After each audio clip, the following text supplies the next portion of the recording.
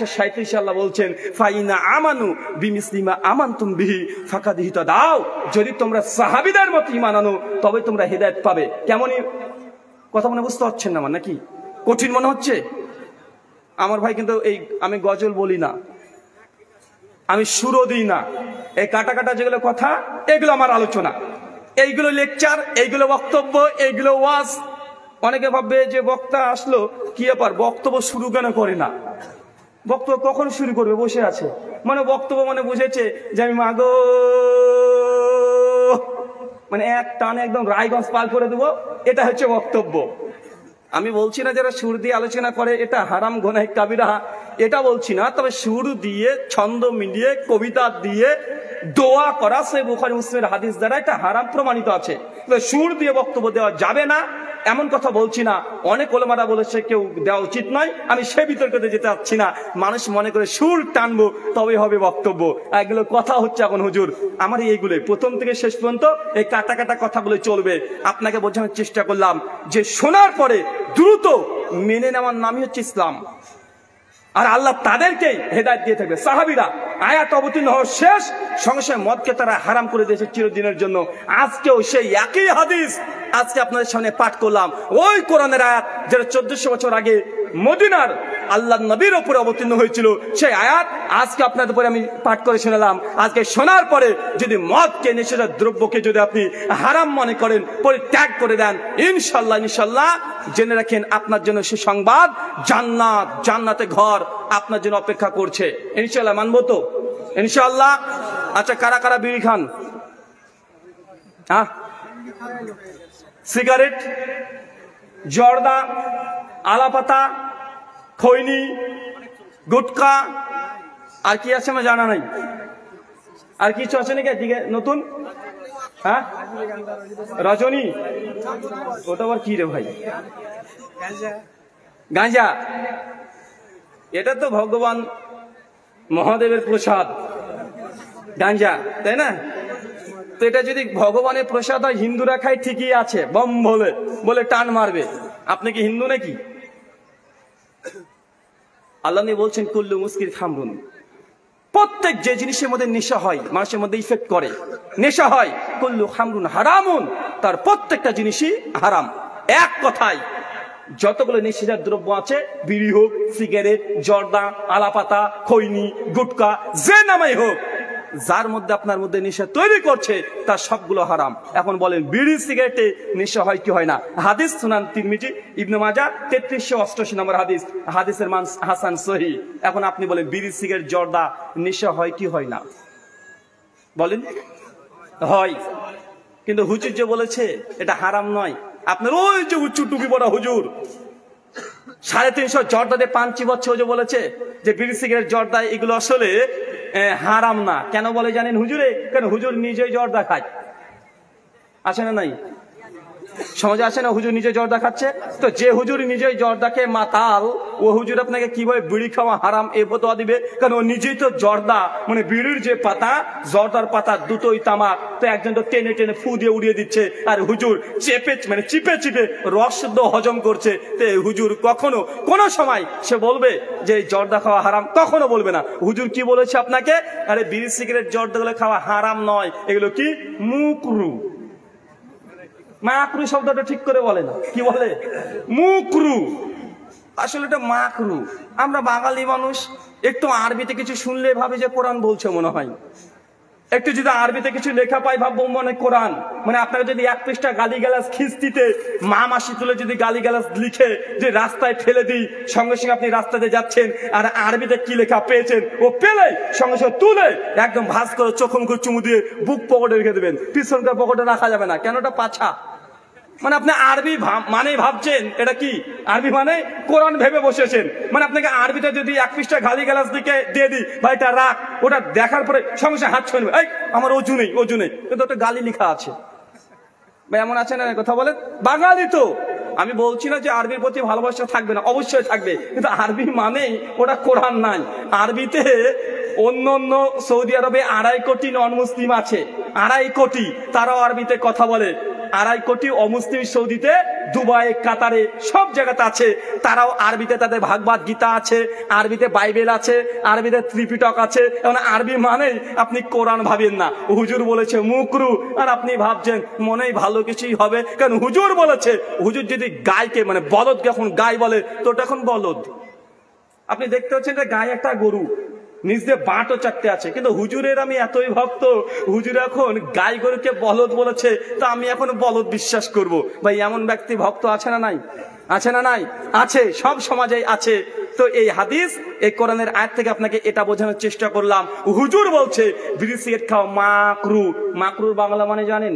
মাকরু মানে খারাপ, মাকরু মানে ক্ষতিকর, মাকরু মানে অপছন্দনীয়, মাকরু মানে নিন্দনীয়, মাকরুর এগুলো বাংলা মানে। এখন বলতো মাকরুর কোন বাংলাটা ভালো পেলেন? কোনটা ভালো পেয়েছেন? মাকরু মানে কি? ক্ষতিকর, অপছন্দনীয়, নিন্দনীয়, খারাপ, এগুলোই তো। মাকরু কোন একটা বাংলা ভালো পেয়েছেন? তো আপনার হুজুর জর্দা দিয়ে পান খাচ্ছে মসজিদে, আর ওই যে 40 দিনের জন্য চলে এসেছে, এসে গুল ঘষছে কোথায়? মসজিদে বারান্দায় বসে আপনার হুজুর খারাপ খাচ্ছে। কি খাচ্ছে? কথা বলেন। এই জন্য আল্লাহ নবী বলছেন, মিশকাত হাদিস 4912, যে হঠাৎই আল্লাহ নবীকে বলছে, আল্লাহ নবী বলছেন আমাকে ফেরেশতা 2 হাত ধরে একদম মেরাজে নিয়ে চলে গেলেন। হঠাৎ করেই আল্লাহ নবীর একবার মেরাজ হয় নাই, অনেকবার হয়েছে। একবার হচ্ছে ঘটা করে, আর বারবার বেশ কয়েকবার আল্লাহ নবীর মেরাজ হয়েছে। আল্লাহ নবীকে নিয়ে চলে গেলেন। আল্লাহ নবী বলছেন আমি জান্নাতকে দর্শন করলাম, জান্নাতকে দেখা শেষ করার পরে জাহান্নামে আসলাম। জাহান্নামে এসে দেখছি কিছু মানুষকে আল্লাহ সুবহানাহু ওয়া তাআলা কিছু ফেরেশতা উল্টো করে ঝুলে রেখে দিয়েছে, তাদের পা গুলো উপরে আর মাথাগুলো নিচে, আর কিছু ফেরেশতা আগুনের কাঁচি দিয়ে ওই ব্যক্তির জিহ্বাগুলোকে আগুনের কাঁচি দিয়ে টুকটুক করে কেটে দিচ্ছে। আমি তাদের এই আযাবের দৃশ্য দেখে আমি ফেরেশতা জিবরাইলকে বলি, জিবরাইল মান হাওলা জিবরাইল, জিবরাইল এরা কারা? এত ভয়ঙ্কর আযাব দেখে তো মনে হচ্ছে আমার উম্মত। কারা এরা? কি পাপ করেছে? কোন গুনাহ করেছে? এত বড় শাস্তি জাহান্নামে কাউকে দেওয়া হচ্ছে না। এই ব্যক্তির পা গুলোকে উপরে, মাথাটাকে নিচে, জিহ্বাগুলোকে আগুনের কাঁচি দিয়ে কুটকুট করে কেটে দিচ্ছে। কি পাপ তারা করেছে? জিবরাইল বলছে ইয়া রাসূলুল্লাহ, এরা হচ্ছে আপনার উম্মতের তারা আনা খতাবা, তারা হচ্ছে বক্তা। তারা ভালো ভালো কথা মানুষকে বলেছে, কিন্তু নিজেই আমল করেনি। হুজুর নিজেই বলেছে গান শোনা জায়েজ নাই, হারাম। হুজুর নিজেই বিয়ে পড়াতে যাচ্ছে যে বাড়িতে, ওই বাড়িতে ডিজে বাজছে। কথা বুঝতে পারলেন না? কঠিন মনে হচ্ছে? আল্লাহ নবী বলছেন কিছু আলেমকে, এটা কার শাস্তি বলেন তো? আমার মতো হুজুরের। কার? আমার মতো হুজুরের। অনেক ভয়ঙ্কর শাস্তি আছে। সাধারণ মানুষের যে শাস্তি, তার চাইতে দ্বিগুণ শাস্তি কার? আলেমদের। মিশকাত হাদিস 202, আল্লাহ নবী বলছেন কিয়ামতের মাঠে 3 শ্রেণীর মানুষের আগে হিসাব করা হবে। প্রথম যার হিসাবটা না হবে, সে একজন কারি, কোরআনের হাফেজ। সে সুন্দর করে কোরআন মাসে শিক্ষা দিত, পড়তো। তাকে জিজ্ঞাসা করবে আল্লাহ যে তুমি দুনিয়াতে এত ইলম দিয়েছিলাম, জ্ঞান দিয়েছিলাম, কি করেছিলে? ও তখন আল্লাহকে বলে, আল্লাহ তুই যখন জ্ঞান দিয়েছিলে, মানুষকে আমি কোরআন পড়েছি, কোরআন প্রচার করেছি, কোরআন শুনিয়েছি, কোরআন শিক্ষা দিয়েছি। আল্লাহ বলবেন আনতা কাযযাবতা, তুই মিথ্যা কথা বলছিস, তুই একটা মিথ্যাবাদী। তুই আমাকে খুশি করার জন্য তুই আমাকে কোরআন পড়িসনি, কোরআন শিখাসনি, তুই তো শুধুমাত্র কোরআন পড়েছিলি। মানুষ তোকে অনেক বড় কারি বলবে, বক্তা বলবে, নাম যশের জন্য। অতএব ফেরেশতা এই বক্তাকে ধরে, কারিকে ধরে জাহান্নামে নিক্ষেপ করো। ফেরেশতা টেনে হিঁচড়ে উল্টে গিয়ে তাকে জাহান্নামে নিক্ষেপ করবে। কার শাস্তি? কার? আমাদের। এটা কাদের শাস্তি? আমাদের মতো হুজুর, যারা আমরা বক্তব্য দিচ্ছি, যারা কোরআন শিখাচ্ছি। কেন? আমরা ভালো ভালো কথা বললাম। আমি আজকে ভালো কথা বললাম যে বন্ধন থেকে বা সুদযুক্ত অর্থনীতি এটা জায়েজ নাই, হারাম। কিন্তু আমার বাড়িতে যদি সুদ থাকে, এটা আমার শাস্তি। আমি এখনই বললাম যে বিড়ি সিগারেট জর্দা যা খাচ্ছে এগুলো হারাম, আমি বলে গেলাম, কিন্তু আমি যদি খাই এটা আমার শাস্তি। আমাদের সমাজে আছে না নাই? হুজুর নিজেই জুম্মার খুতবাতে চিৎকার দিয়ে ফতোয়া দিয়ে বলে দিলেন যে দেখেন যৌতুক পণ আদান প্রদান করা কি হারাম না? আবার হুজুর চলে গেল ওই যৌতুকের বিয়ে পড়াতে। হুজুর আবার জিজ্ঞাসা করছে যে কি লিখবো বলো? বলছে লিখো মেয়ের 5 ভরি সোনা, ছেলেকে দিয়েছে একটা R115 আর 1 লক্ষ নগদ টাকা, সঙ্গে একটা হারিকেন আর লাঠি। ভাই আছে না নাই? কথা বলেন। এটা কাদের শাস্তি? এটা হুজুরদের শাস্তি। ভালো কথা বললাম কিন্তু নিজে ভালো আমল করলাম না। ওই যে হুজুর বলছে যে বিড়ি সিগারেট জর্দা এগুলো খাওয়া হারাম নয়, এলো মাকরু। কালকে দেখবেন ওই হুজুর আপনাকে বলবে, বড় বড় কথা বলে গেল যে জর্দা খাওয়া হারাম। তো জর্দা যে হারাম কোরআনের কোন আয়াতে আছে, কোন হাদিসে আছে? কেউ কি দেখাতে পারবে? কোন মায়ের বেটা কি আছে যে জর্দা এবং বিড়ি সিগারেট খাওয়া হারাম? এই কথা কোরআন হাদিসে লেখা আছে? চ্যালেঞ্জ বাজি করবে। আর আসলে তাই কোরআনে জর্দার নাম নাই, বিড়ির নাম নাই, সিগারেটের নাম নাই, গাঁজার নাম নাই। এখন এই হারাম ডাইরেক্ট তো কোরআন সুন্নাতে নাই। এখন আপনাকে ধোকা দেওয়ার জন্য এই কথা বলবে যে কোরআনে জর্দা, বিড়ি, সিগারেট কিচ্ছু নাই, মদ হারাম করা হয়েছে। বিড়ি, সিগারেট, জর্দা এর নাম তো নাই, তো হারাম কিভাবে হলো? হারাম ওই হাদিসে হয়ে গেছে, কুল্লু মুস্কির খামরুন কুল্লু খামরুন হারামুন, যা খেলে নেশা হয় তা সব হারাম। যদি বিড়িতে আপনার নেশা হয় তবে হারাম। এখন ও যদি মানতে না চাই যে না জর্দার কথা কোরআন হাদিসে নাই, তো আপনি তাকে বলেন ভাই হুজুর হিরিয়ন খাওয়া হালাল না হারাম? ও আপনাকে হারাম বলবে না হালাল বলবে? কি বলবে কথা বলেন? হারাম বলবে না, ডাইরেক্ট হারাম বলবেন। বলে কোরআনে কোন আয়াতে হিরনের নাম আছে ভাই? হাদিসে কোথায় আছে হিরনের নাম? এখন কেউ যদি বলে মদকে হারাম করেছে, বিয়ারকে তার কোরআনে হারাম করেনি? মদ হারাম হয়েছে, লেবু সিন তো আর হারাম হয়নি। মদ হারাম, ওই যে রাম লেখা আছে ওই ওই ওই ওই যে ড্রিঙ্ক ইংলিশ, ওগুলো তো হারাম করা হয়নি ভাই। এখন যদি এই দাবি করে কেউ যদি এগুলোকে যদি জায়েজ করার চেষ্টা করে, জায়েজ হবে? কথা বলেন, জায়েজ হবে? হবে না। আল্লাহ সুবহানাহু ওয়া তাআলা আমাদের এই কথাগুলো তুমি বোঝার তৌফিক দান করো, সকলে পড়ি আমিন। বলেন তো ওই হাদিসে 6টা আমলের কথা বলেছি, যে 6টা আমল করলে জান্নাত, সেই 6টা আমলের নাম একজনকে বলতে পারবেন মজলিস থেকে?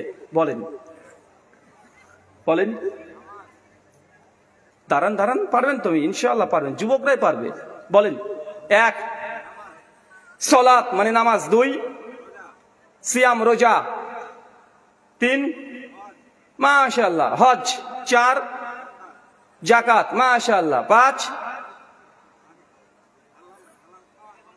হালাল খেতে হবে, হারামকে বর্জন করতে হবে, 6 5 থেকে টুকলি দিয়েছে। আরে ও পারতো, মাশাআল্লাহ বসো। আরে ও পারতো, আপনি বলে দিলেন কেন? আচ্ছা কে বললো এখান থেকে? তুমি বলেছো আগে আগে এটা দাঁড়া তো, তুমি 6টার নাম বলো। 1 আল্লাহর সঙ্গে কাউকে শিরিক করা যাবে না, আল্লাহর ইবাদত করবে। ইয়্যাকা না'বুদু ওয়া ইয়্যাকা নাস্তাঈন, আল্লাহ তোমারই ইবাদত করি, তোমার কাছেই সাহায্য চাই, পীরে কেবলার কাছে নয়। যদি সন্তান নিতে হয় কার কাছে নিতে হবে? আল্লাহর কাছে চাইতে হবে। পীরের মাজারে গেলে হবে? যদি মানত করতে হয় কার জন্য করতে হবে? আল্লাহর কাছে। ওই হুজুরের কবরে কে শুয়ে আছে, মানুষ না কুত্তা কেউ জানে না ইতিহাস, ওর কাছে গেলে হবে? ভাই এমন অনেক মাজার আছে না, কে যে শুয়ে আছে কেউ জানে না, কোনো ইতিহাসই নাই। আমি বাংলাদেশে গত বছর গিয়েছিলাম, আগে জানতাম না বাংলাদেশের সিলেটে বাইজিদ বুস্তামির কবর আছে। কার বলেন তো? বাইজিদ বুস্তামির কবর। বাইজিদ বুস্তামি মানুষটা হচ্ছে ইরাকের। আমি ভাবলাম ইরাকের মানুষ বাংলাদেশে কবর কি ব্যাপার, তো পরে শুনতে পেলাম এটা হচ্ছে রুহানি কবর। ওইখানে মাজার টাজার করে দুমদাম ব্যবসা চলছে, মানে একই পীরের 10টা মাজার, জাস্ট ব্যবসা। এটা কি কথা বলেন? না তো ও জিন্দেগিতে বাংলাদেশে আসে নাই, ভারত মহাদেশে আসে নাই, তো ওর কবর কিভাবে এটা হলো? যেন আপনাদের এলাকায় দেখবেন মহরম মাসে 10 তারিখে, মানে আশুরা 10 তারিখে, সেই দিন দেখবেন হাসান হোসেনের কবর